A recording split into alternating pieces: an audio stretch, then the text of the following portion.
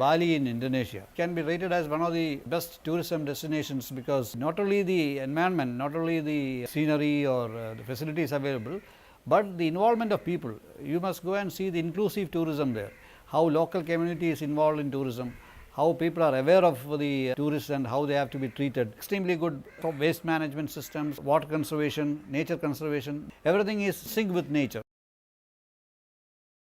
China is a place in Shanghai where they have exploited tourism using their natural skills and using their traditional arts and traditional crafts. You must go and learn how they promote the industry and commerce through tourism. The case in point is tea.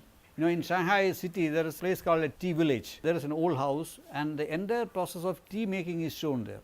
You have counters where English speaking girls, they demonstrate how to make tea. The entire tea village was fully occupied. You can drink as much tea as possible. There is a silk industry. They have a silk cluster, that what they call a silk village being recreated.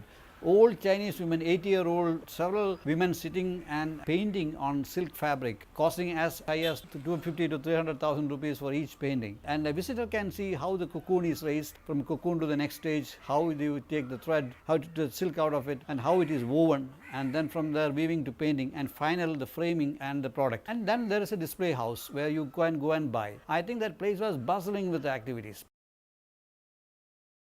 My childhood was spent in Onatagara region of Kerala. It has a 3-crop system: paddy, sesamum and paddy. Lush green paddy fields almost throughout the year with rivulets and rivers flowing through with excellent balance of ecosystem like coconut trees on the one side, you have water bodies, you have rivers, you have small ponds, you have sacred groves, and these are all something alien to the new generation people. So I had the opportunity to go and sleep in a paddy field during night to protect the paddy being harvested.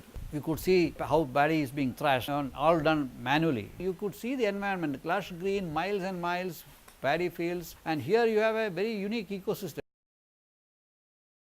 Major issue according to me is overexploitation of resources. There is a what is called as ecological balance. The moment you disturb that equilibrium, there will be disturbances on both sides. Take the case of trees for example. You know, the per capita consumption of trees is increasing, directly or indirectly, even right starting from your house to furniture to paper to anything you take, it goes high. Where are we planting trees? You see, nature itself has also a property of phenomenon called the species domination.